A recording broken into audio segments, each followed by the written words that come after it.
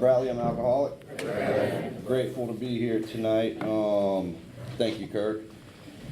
Yeah, I got been coming here now for about 20 months. My sobriety date is April 19th, 2017, and it's been a long road, but it's been a good road. Helping my sponsor, I have one of those. I have a grand sponsor who I don't get to see much, but he's a good man, and I thank them for everything that they do, and they're a big part of my sobriety. Along with keeping it sober, that's my home group. Glad to be here tonight. Glad I finally got asked to speak. And well, here, I've been looking forward to it. Nervous tonight, but anyway, I'll get into it here. I hear people talk a lot about their childhood, this and that, and I had a pretty decent childhood. My dad was a good guy. My mom she was a good drinker, and I put up with a lot of that growing up, and my dad was gone a lot, but they were both good parents. My dad he'd do anything for me, so did my mom. But the only thing that really sticks out from growing up is, my father was military, and we did a lot of moving around, and people ask me if that affected me as a child. I don't really think so. I kind of, you get used to it after a little while. But later on in life, I used that. I don't know. I was always running. I always was changing up places. It was my way to escape, who I was, moving, going somewhere else, never comfortable where I was at. But that led, as a teenager, I remember I drank my first beer over in Okinawa. I was probably about 9, 10 years old. You could go into Mama Son stores, and I remember I went and bought me a Budweiser, 24 or whatever. And I remember the Mama Son was looking at me like I was crazy. I went in there with all the confidence in the world, though, and I put that beer on the counter, and she sold it to me. And me and a couple of my buddies, we went and we shared it. And I don't remember any big drinking moments, but I remember when I was in, I think, summer 8th grade, I was watching Dazed and Confused, and I asked my mom to get me some 40s and some beers. I asked her to give me some beers, and she went and got me 2 40s. And I remember that night. That was probably the first night that I had gotten drunk, and I was off to the races. And I say even my mom had a problem with alcohol, but even if she didn't, I think I would have found it. I loved alcohol. It was something that I'd been missing my whole life, and I would drink, on the weekends with my buddies, with my brother, and but in the summer 8th grade, going into 9th grade, my mom and my dad got divorced. I remember they sat me down, had this big talk. Thought it was going to affect me, but I'd seen it coming. My mom had gotten a little wild and this and that. My dad says you could stay with me or your mom. I chose my dad because I knew if I stayed with my mom, it'd be a bad thing. And my dad said, well, look, we got 4 places we can go. I don't even remember, but then he said Key West. And I said, well, let's go to Key West. And I think about a month later, we were on our way to Key West. I got there 10th grade. And I was doing good. I was involved in sports, and I was doing all right. But I remember the more friends that I made, the more I started to go out, go downtown, the more I started drinking. And pretty much by 11th grade, I was on my way to being a pretty good alcoholic. I remember going to first period, leaving right after, going to the beach, a block away from Smathers Beach, and I'd just go to the beach, play volleyball, and drink all day. And I remember I'd go back for 7th period, and my 2nd, 3rd period teacher would be like, Brad, I saw you this morning before first period, you weren't in my class today. And that was pretty much my story through high school. I remember them calling me into the office, and they kept trying to suspend me, but giving me extra chances, this and that, because they liked me. I was a good guy. I get that throughout my life. It's like I was a good person, but not when I'm drinking.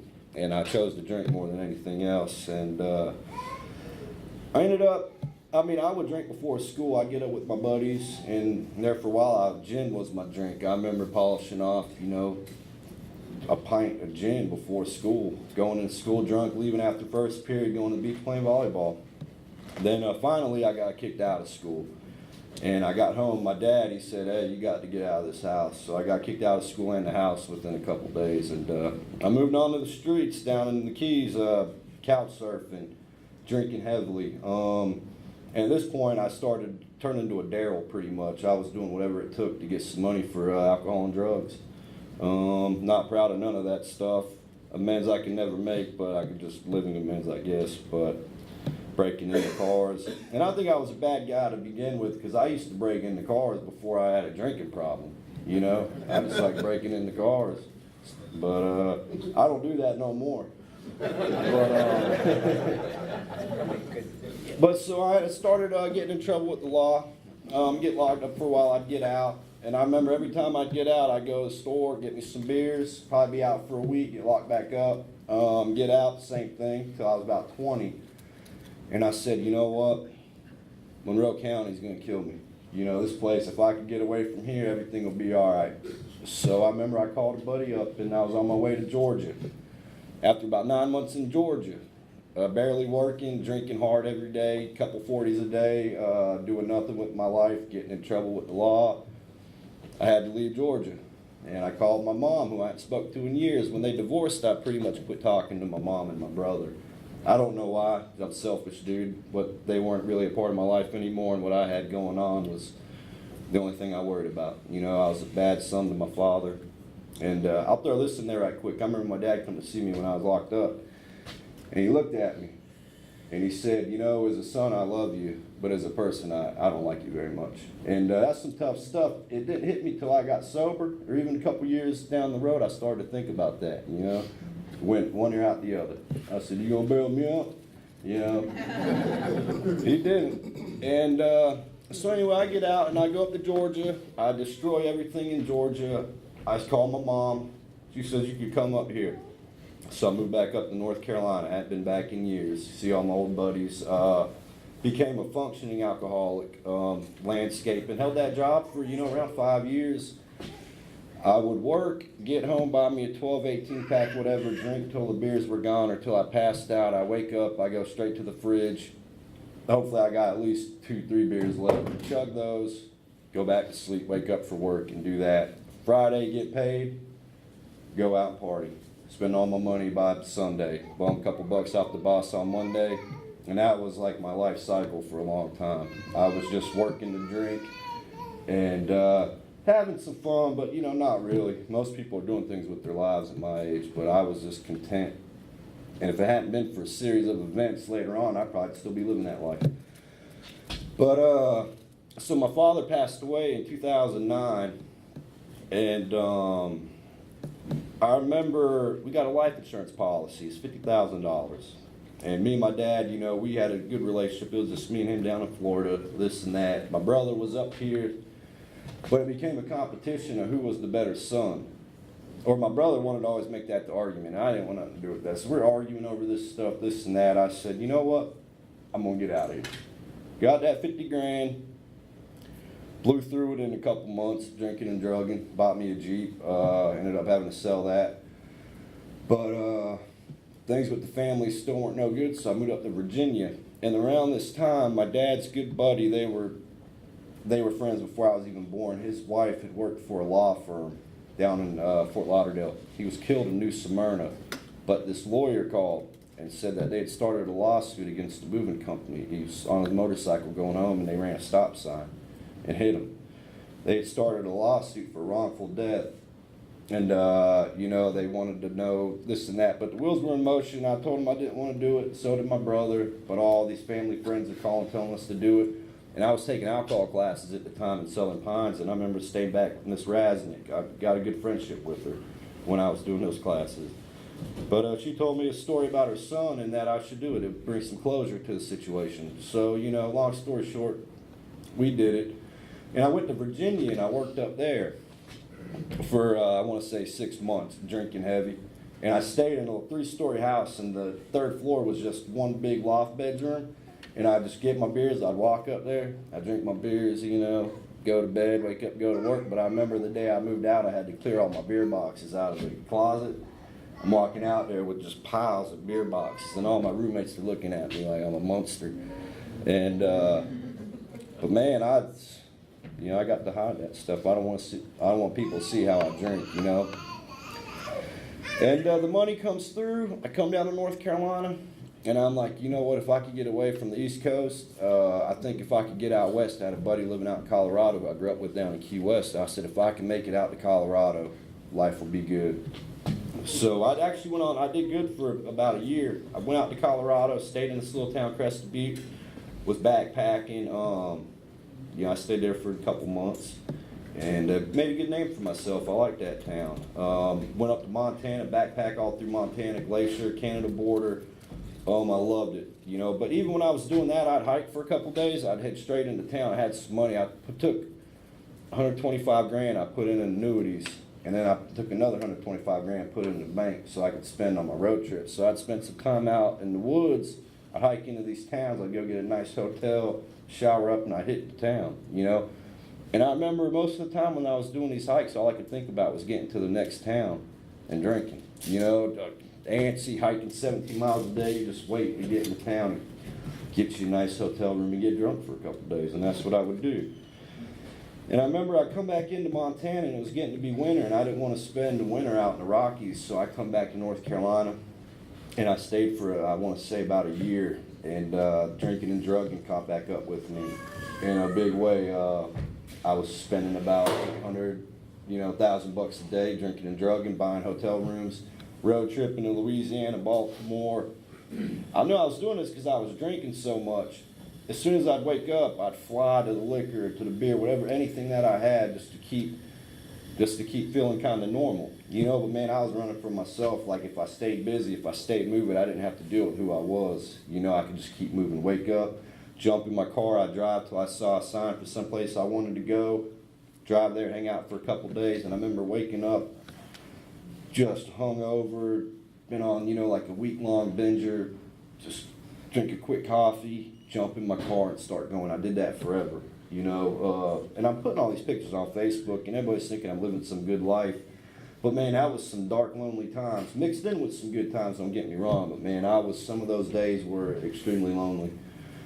But I just kept doing the only thing I knew how to do. And I remember coming back to North Carolina, or I come back into NC for a couple days, and I called my buddy up in Colorado. He told me to come back there, so I did. I was like, well, if I could get back to Colorado, things were good. I'll just start back over there. Everything will be all right. So I think I left the next day, 2-3 days later, whatever, and I drove this time, and I got there. And the last time I only stayed there for a couple months. Everybody liked me, but this time I was about to stay for a couple years, and I ended up having to leave that town on really bad terms. But I did pretty good for a little while. I was staying out in the woods off Objoy, up in the damn West Elks, and I'd ride my mountain bike into town in the morning, work. I was working 3 jobs at one point. I've always been a good worker, but once again, alcohol gets in the way of that. I'd get off work, ride back out to camp, and I would do that and do that. And I remember drinking like a fish. I started drinking a lot of whiskey. And a buddy of mine was moving back to Texas and asked me if I would take over his lease. And when the winter would hit, I'd just live in my car, and I loved it. I'd drink all night in town, ride to my car, sleep in my car, negative 20 degrees out, I didn't care. And so he was moving and I took his lease over, and meanwhile I had this money I put up in annuities for my future to buy some land, retirement, this and all that, and it'd been making some money and I pretty much almost forgot about it. And I told him I'd take his lease over, paid 6 months up front, and I was still working, paying, and about around 6 months, I made the decision that I was going to pay off my rest of my lease and I wasn't going to do nothing but drink and fly fish. And that's what I did. I go to a liquor store in the morning and get 5 or 6 half pints, walk back to the house, chug one real quick, throw some in the bag, go fly fishing for a couple hours till I was running low, go back to the house, probably pass out, wake up, go back to the liquor store. And I did that for a while. And I'd been dating a girl too for a little while. And, she was married. They were on bad terms, but, well, I say that because I love the girl. She loved, well, anyway. Here's the thing. It worked out perfect for me because it was here's how sick I was at the time. I was like, I only got to spend this much time a day with her. She's got to go back home, so it was perfect for me. Seriously, that's how my mind worked. I was. It's an honest program, But anyway, you know, she'd come check on me, and after a little while, I stopped even going fly fishing. I'd go to the liquor store, I'd buy my liquor, I'd go back, I'd hit the couch, I'd just start pounding whiskey, and that went on for a while till it got to the point to where I'm going and buying NyQuil.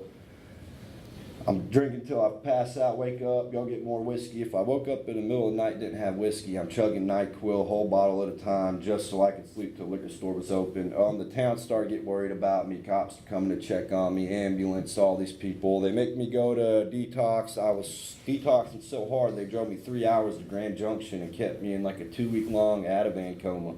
Anytime I'd come to, they'd put me full of Ativan. And, but man, that didn't slow me down. I got out, back to Crested Butte, jumped right back in it. And that led, long story short, I'm sitting on my couch one morning drinking my whiskey cokes, and my girl walks in. She's crying, and then I thought somebody was hitting on her, hurt her feelings, so I jump up off the couch. And then all her friends start piling in behind her. They're crying. And I'm just, like, what's going on here? They had an intervention on me. They flew some guy up from Dallas, Kenny. Told me I need to go to treatment. And I wanted him gone out in my living room so I get back to drinking, so I told him I'd go. I was on a flight to Dallas the next day. And the night I went, man, I was in that waiting room for about a couple hours, and there was a hotel across the street, so I was like, I'll come back tomorrow. I went to walk over to the hotel. They called the cops on me because I crossed the interstate, said I was drunk, and I got arrested going into the hotel room. They locked me up. So I get out the next morning, I'm like, man, there ain't no way I'm going to that treatment center. They got me locked up. And so I went and I rented the seediest, shadiest hotel room that you could rent. And I stayed there for a couple weeks till I was drinking so much that I called the treatment center up, asked them to come get me. And they did. They got me straight in intake. I stayed in treatment for 3 days. I left. I got up with my buddy. I went back to that hotel room for like another couple weeks till I ran out of money. Called up my buddy Bowman in Austin, told him I needed a place to come hang. And everybody from Colorado had called him and said, hey, Brad left treatment. He's probably going to be calling you. Everybody knew me. They knew what I was about to do next, So he said, hey, you can come, but you can't drink.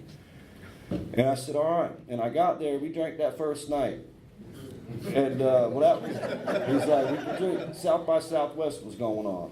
And we drank that first night.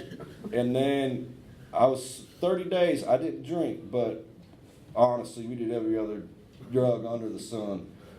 So it was in no kind of way any type of good thing. But I was telling my girl I wasn't drinking, so was he, so they thought I'm staying sober. She flies me back up.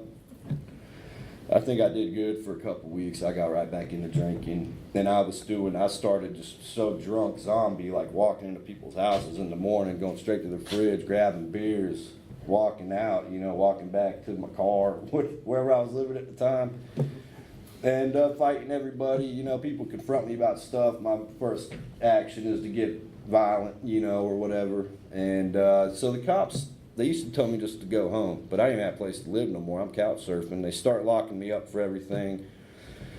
And I start to go downhill. I get out of jail one winter. And man, I got little slippers on, pants, just a little jacket, and this old man Tommy, I had nowhere to go. This old man told me I could stay in a spare bedroom. And I liked Tommy. I known him for a couple years. He was a good dude, old Vietnam vet. Like, I liked him a lot. But I needed that liquor so bad. He had those big 5-gallon jug waters, filled with change. I'd go in the morning when he'd leave to go run his errands, and I'd dump out as much change as I could, and I'd go get me some whiskey, hang out on the town, come back to his house at night, sleep under his roof, pounding whiskey. I'd do the same thing the next morning. And that went on for a while till I was walking home one day to go back to his place with a bunch of whiskey in my book bag. And the cops saw me. They knew I was drunk. They pulled me over because I was on pretrial release. They took me to jail. And I was in jail for a little while this time, and they come and confronted me about Tommy's missing change, and I told them it was me. I get let out of jail, and nobody in town even look at me no more. The girl that I'd once loved, she loved me. I pushed her off so far away, she wouldn't even look at me no more. I remember I went to the marshal's office, and I was like, hey, look, I think I'm ready to go. I think I need to leave. And they're like, you can go. They gave me $30. I said, well, what about my, all this? They said, don't even worry about it. You know, I was on probation, I had court coming up. They said, man, they're like, you can go. They gave me $30, got me a bus ticket to Denver, and got me a hotel room in the next county over for the night. I packed my stuff up and I was gone, and he gave me that $30, and he was like, you're gonna spend this on liquor, ain't you? And I was like, nah.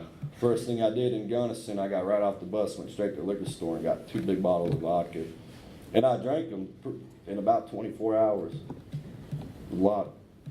So I was on my way to Denver, and I got dropped off at the airport, and it was Christmas Day, and I had no way of getting back home. I just was like, yeah, all right, take me to Denver.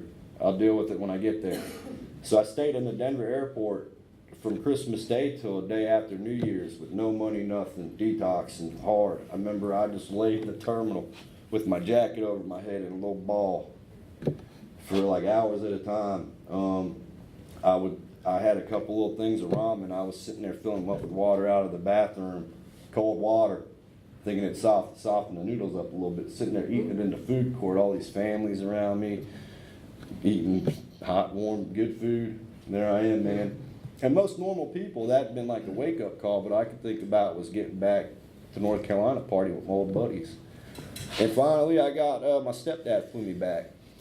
And I jumped right back into it. And all this money I had saved up, I started taking it out in fashion. I went and got a Jeep, and I started road tripping again. And once again, running from everything. I started using a lot of drugs, and that makes me drink even more.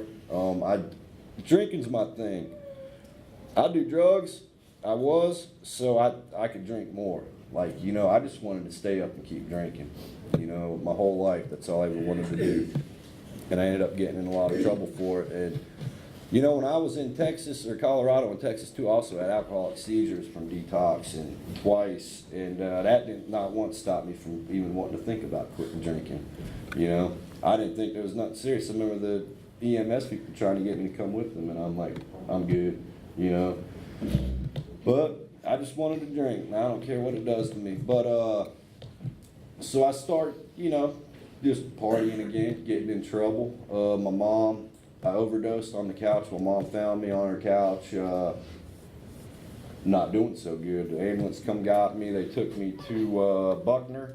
I stayed there for a little while. They had my hand abuse, and I wasn't even paying attention to that. The day I got out, I went to the liquor store, got a half gallon of Canadian Mist, got home, started chugging it, and man, I was sick. That was like the worst, like 7 hours of my life, and that was probably one of the longest times of sobriety that I've had, was because I didn't want to get that sick again when I drank on that hand abuse. And other than that, man, I've been drinking nonstop since I was a little kid.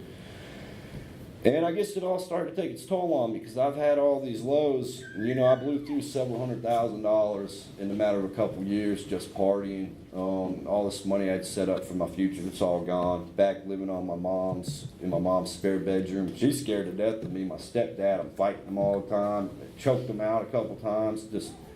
Man, I was just an angry little resentful guy, you know, just drinking and drinking and drinking just to cover it up. And, you know, I was always a hard worker, but I kept losing my jobs because I wanted to, you know, I was doing tree service one time. And it's like any job, but my boss come pick me up. I drink a 40 and a half every morning, ice house before work, just to get leveled up.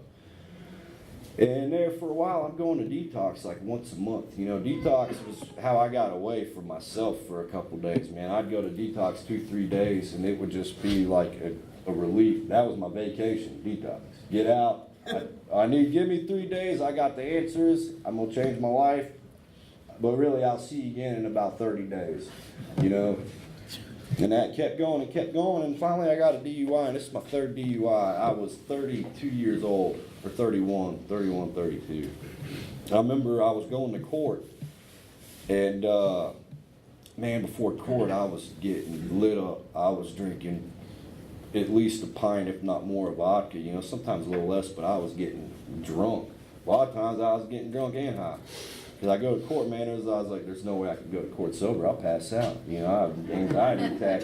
You know, I can't go in front of a judge like this. But I remember sitting in court so paranoid. I'm like, man, everybody's watching me. I look up, and they all were, man. Faces all flushed and drunk. You know, I remember I leave court before they'd even call, you know, I remember getting failure to appear. They show up in my house, you know, they're like, you got failure to appear. And I'm like, I was there. And I was, you know, but they take me to jail. But, and I remember my brother, man, I hadn't drank and, you know, it'd been like a day and a half and I was hurting. You know, I was hurting bad. My brother called me up, wanted me to come help him. I told him I would, and he pulled up to the house. I was living in a gun club right across from the hospital. And I come outside to help. The sun hurt. I could barely move, and my brother looks at me, and he's like, dude, I can't take you with me. No. And he pulls out his wallet, gives me $10. And he's like, I'll give you a call later. And I remember he gave me that $10. I remember the look on his face. I looked over at the hospital. And, man, I said, dude, I had court on Friday. This was like a Tuesday. I'm thinking of like the next couple of days and going to court and like just how horrible of the next couple of days it's going to be. And I walked up to detox that day. And the doctor didn't want to let me in. He's like, Nurse, well, you're not even that drunk. You know, like, why should we let you in? And I just told him, and for some reason he let me in. And I'm glad that he did. I stayed in detox for a couple days, 6 days or something. And I remember a very special lady who did a lot for me. But I remember she told me to make a meeting the day you get out. And I called up a buddy of mine who was in the program. And he come and picked me up that night. And that was April 7th. And I made a meeting that night. And man, I tell you, I stayed up all night. I knew I wasn't going to sleep, but all I could think about was getting to another meeting. And I had a big book, and I was waking, you know, I'd roll over throughout the night, turn the light on, and read a passage or whatever. Like I was just reading the big book and couldn't wait to get to another meeting.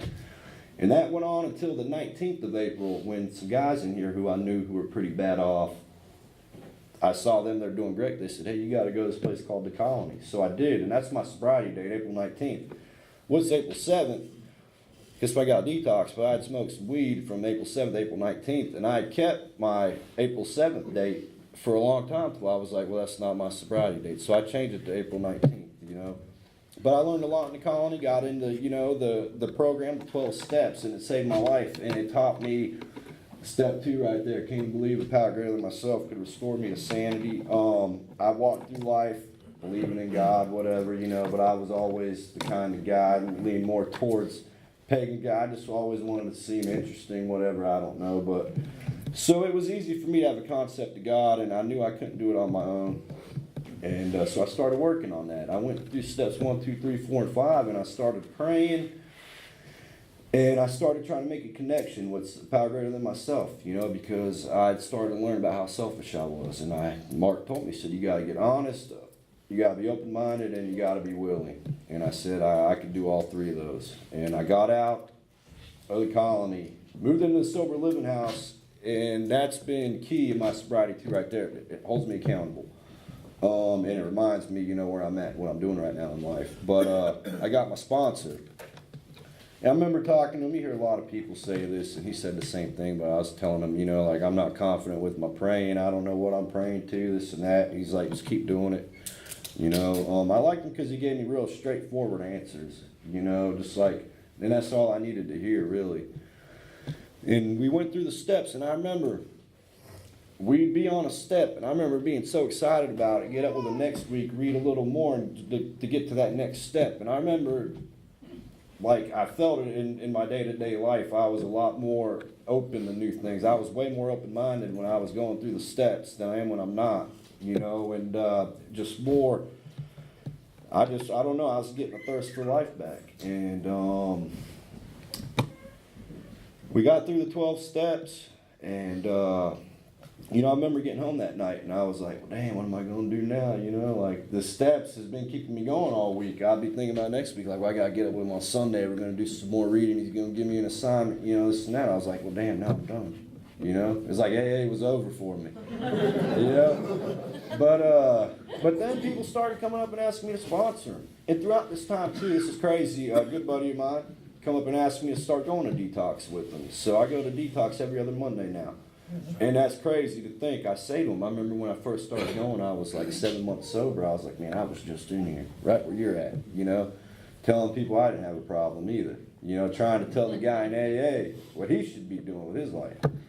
But, you know, just the little blessings like that, and this relationship that I had with my mom, just like, just being I was a bad guy. You know, I was selfish, I was hateful, I had to work on all that, and it was hard. I had to change I had to do a 180, and start looking at all these wrongs. Started making some amends. I stayed close to the people in the program on my first couple of amends, so that helped out. But, you know, and even coming in, I'm a little, just like people say, I was like, I don't know if this is really going to help, but the more you do it, the more you realize that it does help. And, you know, it's made my life better. And what's happened to me over this last, you know, since April 17th, 19, 20 months is amazing. Got my license back.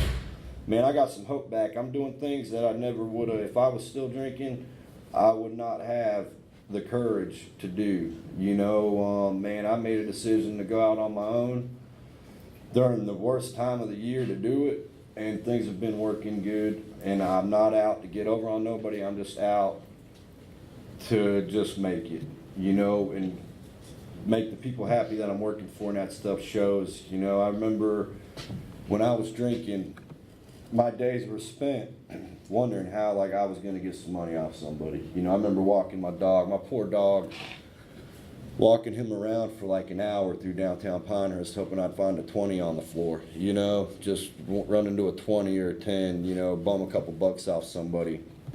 And, but now, man, I'm in a position where I could help people. Like my mom, who at the time was scared of me, I go by there, check on her, make sure she's doing good, give her a ride to the store, do whatever I can to be there for her. My brother, you know, I got a little nephew now, and I'm a big part of his life. I try to get by there and see him once a week, dude. He calls me Uncle Baba.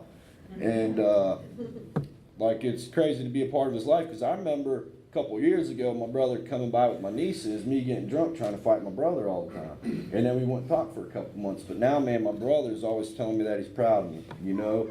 He just had a big move. I was able to show up and help out. And he was stressed out with the kids and the old lady and her stepmom there. And it was just, I didn't want to be there. But I was able to jump in and kind of take charge and let him do what he had to do, and I was there for him, you know, and I could tell how much it meant to him. He was going to come help me tomorrow, and all these things that I didn't have for most of my life, I've got now, you know, as far as my family goes. And I make these amends, and you hear a lot of people say it. Most people just keep telling me to just keep doing what you're doing, and that's really all I can do right now. You know, I was talking to my sponsor the other night, and when I first got here, this was key for me. My biggest thing was patience, and I remember I'm on probation. I got this and that. I still wanted everything, like right now, and he used to tell me, you know, like, Brad, this is only temporary. And he says, you know, look where you're at right now. You know, just imagine where you'll be in 6 months if you keep doing what you're doing. And, you know, he's right.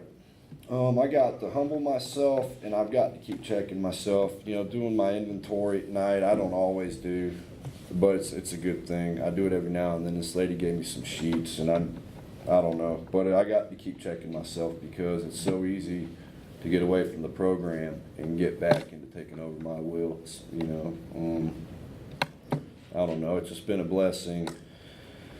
And I can't thank this program enough, the Samaritan Colony, the Fellowship, AA, and the 12 Steps. It's given me a new lease on life. I finally got some hope is like the big thing. I heard one lady say it one night, just months and months and months ago, and I was like, hope. You know, really, there's like a light at the end of the tunnel now. Things that I used to sit around when I was drinking, drunk, be like, oh, this can be a good idea. I'm going to get started on that tomorrow. They would never come. Now that I'm sober, I could have those thoughts. And I could get up tomorrow, man, I could actually take the actions to make that stuff happen. You know, I've been doing it slowly but surely, man. I'm doing stuff that I would have never imagined myself doing. And one of my big things is I've set up for myself is on my birthday. I want to go for a week to Salmon River in Idaho and go fishing with a couple of my buddies who I've wronged, who we've made up with. But, man, if I could do that this year, man, I'll be happy for a lifetime, you know. It's being able to even make an attempt to do that kind of stuff. I had a buddy of mine who was dying from cancer, and he kept calling me to come see him and come see him. And I told him I couldn't, I was busy working. And, you know, I wasn't even working at the time. And I had like 80 grand in the bank. You know, I just was too lazy to even get out there and see him. And he died like 3 days later after a phone call one time. And that was the kind of friend that I was. I've known that guy for years. We hung out every day for a couple of years. And he was my Daryl buddy.